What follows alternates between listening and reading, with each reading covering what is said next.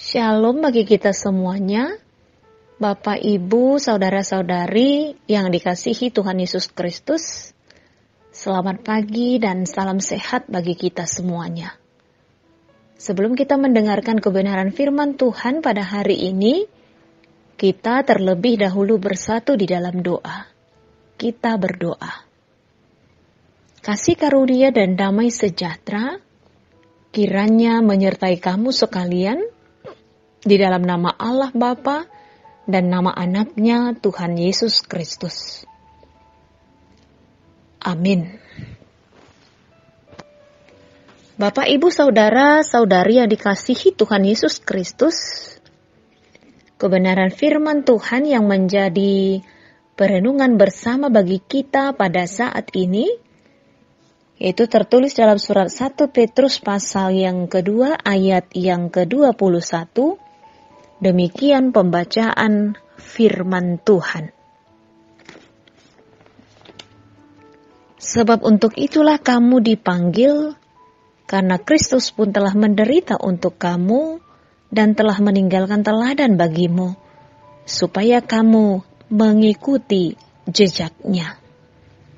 Dalam bahasa Batak dikatakan aitu siru hamu tarjou, aidoho do Kristus manaon na porsuk humoko pamu, tumadikot tiruan dihamu, asa diihuto kamu, bogas ni patna.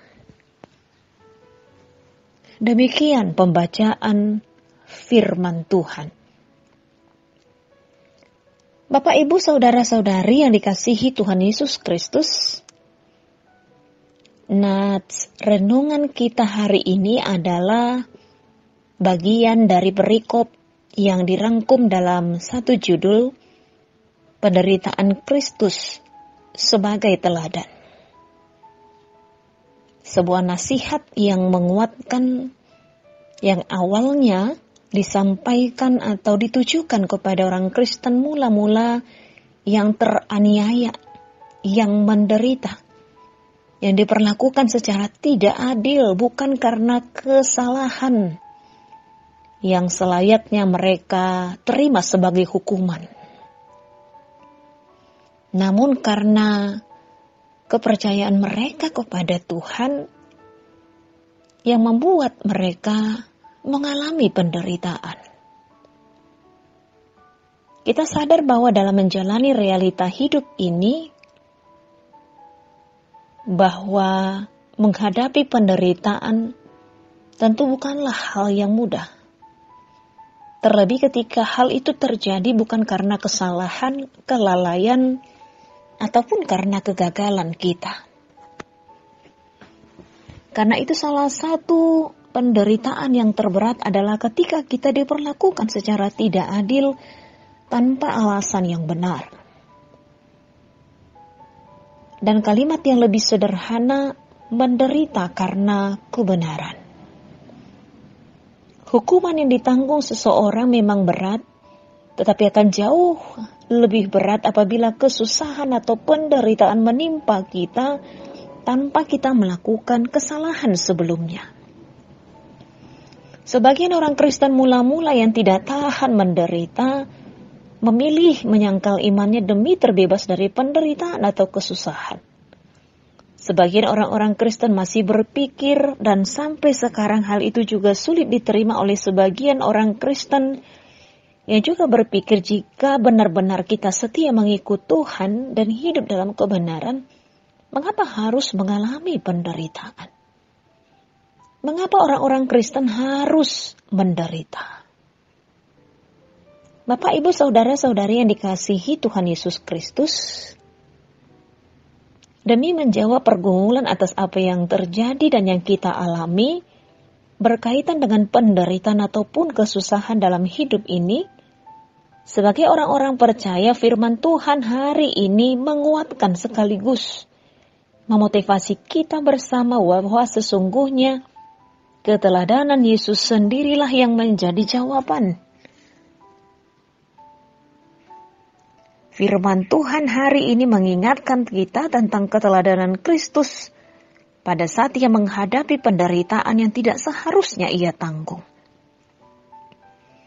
Di ayat sebelumnya, yaitu di ayat 19 sampai ayat 20 di surat 1 Petrus pasal yang kedua ini disebutkan, sebab adalah kasih karunia jika seorang karena sadar akan kehendak Allah menanggung penderitaan yang tidak harus ia tanggung. Sebab dapatkah disebut pujian jika kamu menderita pukulan karena kamu berbuat dosa? Tetapi jika kamu berbuat baik dan karena itu kamu harus menderita, maka itu adalah kasih karunia pada Allah. Dan nats kita hari ini menegaskan sebab untuk itulah kamu dipanggil, aitu sido kamu tarjo. Bapak, Ibu, Saudara-saudari yang dikasihi Tuhan Yesus Kristus, bagaimanapun hal itu hendak meluruskan kembali cara berpikir sebagian orang yang menganggap penderitaan karena kebenaran atau karena iman ada hal yang tidak masuk akal dan sulit diterima. Namun firman Tuhan mengingatkan penderitaan karena kebenaran justru merupakan sebuah panggilan. Orang-orang Kristen memang dipanggil untuk itu, namun bukan untuk memaksudkan agar kita mencari-cari penderitaan itu. Akan tetapi memaksudkan kalaupun kita menderita karena kebenaran, agar jangan mudah kecewa, jangan mudah putus asa, jangan mudah menyalahkan diri sendiri, menyalahkan orang lain, terlebih agar jangan menyalahkan Tuhan. Namun tak kala kita menderita, ingatlah bahwa kita tidak sendirian. Kita bahkan bukan orang yang pertama mengalaminya. Penyelamat kita, penebus kita yang mulia sudah mewakilinya, melewatinya. Ia menjalaninya tanpa keluhan dan penyesalan. Ia menjalani penderitaan bukan karena kesalahannya, tapi justru demi kita. Bapak, Ibu, Saudara-saudari yang dikasihi Tuhan Yesus Kristus, Ia menderita karena kita. Tuhan menderita demi untuk menyelamatkan kita. Memang Petrus tentu saja tidak menganggap penderitaan kita benar-benar identik dengan penderitaan Kristus. Setiap orang tentunya menghadapi penderitaan yang berbeda-beda, tak semua punya penderitaan yang sama. Namun dalam menyikapi penderitaan itu sendiri, respon setiap orang juga pastinya berbeda-beda. Rasul Paulus sendiri menyikapi penderitaan dengan iman dan pengharapan yang senantiasa tertuju kepada Tuhan. Ia tidak pernah menyesali penderitaan yang dialaminya. Bahkan penderitaan yang dialaminya karena Kristus dianggapnya menjadi kasih karunia sebagaimana yang diingatkan melalui firman Tuhan pada hari ini. Itu sebabnya dalam surat Roma pasal yang ke-8 ayat yang ke-18, Rasul Paulus bersaksi penderitaan zaman sekarang ini tidak dapat dibandingkan dengan kemuliaan yang akan dinyatakan kepada kita. Dan benar bahwa banyak orang-orang percaya yang tetap kuat, tetap setia, walau menderita karena meyakini ia tidak sendiri, tetapi Tuhan menguatkannya, Tuhan menolongnya. Karena itu Bapak, Ibu, Saudara-saudari yang dikasihi Tuhan Yesus Kristus, apakah ada di antara Bapak, Ibu, Saudara-saudara yang sedang berada dalam penderitaan saat ini? Firman Tuhan menjadi kekuatan bagi kita, bahwa tidak ada waktu untuk menyalahkan diri sendiri, menyalahkan orang lain, menyalahkan keadaan ataupun Tuhan. Akan tetapi, mari tetap memandang kepada Tuhan, iman yang tertuju kepada Tuhan. Dengan kepercayaan bahwa di dalam Tuhan, kita akan menemukan pertolongan.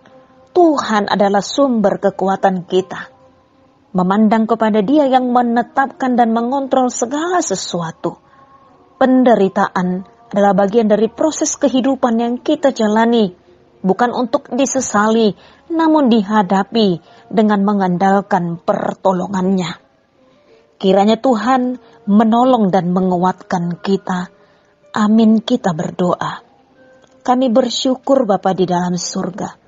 atas kebenaran firman Tuhan yang senantiasa menguatkan kami untuk menjalani kehidupan ini. Di tengah-tengah realita yang kami hadapi bahwa penderitaan adalah bagian dari proses kehidupan yang akan kami jalani. Karena itu Tuhan, jangan biarkan kami jatuh kepada keputusasaan ketika menghadapi penderitaan dan kesusahan karena kebenaran. Tapi biarkan kami memandang kepada Tuhan dengan iman dan pengharapan yang senantiasa tertuju kepada Tuhan. Berkatilah kami ya Tuhan, berkati kami dalam setiap melakukan aktivitas kami dalam satu hari ini. Ampuni kami atas segala dosa dan pelanggaran kami. Dalam kasih Kristus Yesus kami sudah berdoa dan mengucap syukur. Amin.